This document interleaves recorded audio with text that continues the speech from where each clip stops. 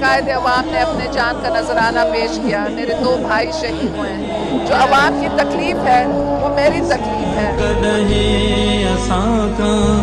विसरी न सगंदियां हर के हर हर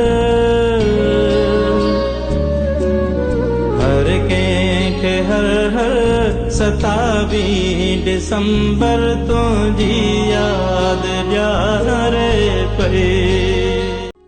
शहीद जमहूरियत अगुणी वजीर आजम शहीद राणी मोहतरमा बेनज़ीर भुट्टो के 27 दिसंबर योम शहादत के मौके ते खिराज तहसीन पेश करियो था। शहीद राणी मोहतरमा बेनज़ीर भुट्टो मुल्क खातिर जान जो नजरानो पेश कयो ऐं जाम शहादत नोश कई ऐं ज़िले घोटकी में शहीद राणी मोहतरमा बेनज़ीर भुट्टो के नक्शे कदम ते हलंदड़ PPMA ने सरदार मीर खालिद अहमद खान लुंड, मीर शहबाज अली खान लुंड, मीर सरदार खान लुंड, सरदार ज़ादो मीर नूर मोहम्मद खान लुंड बिना के फर्क जे अवाम जी खिदमत करे रहा आहिनि। शहीद राणी जे मिशन के जारी रखण ते सरदार मीर खालिद अहमद खान लुंड ऐं संदस फर्जंदन के सलाम पेश करियो था। पारां असगर अली लुंड, अली रज़ा लुंड, शहर यारू लुंड।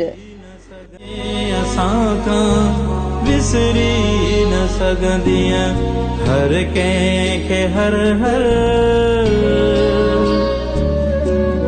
हर के हर हर 27 दिसंबर तो जी याद जा रे पे।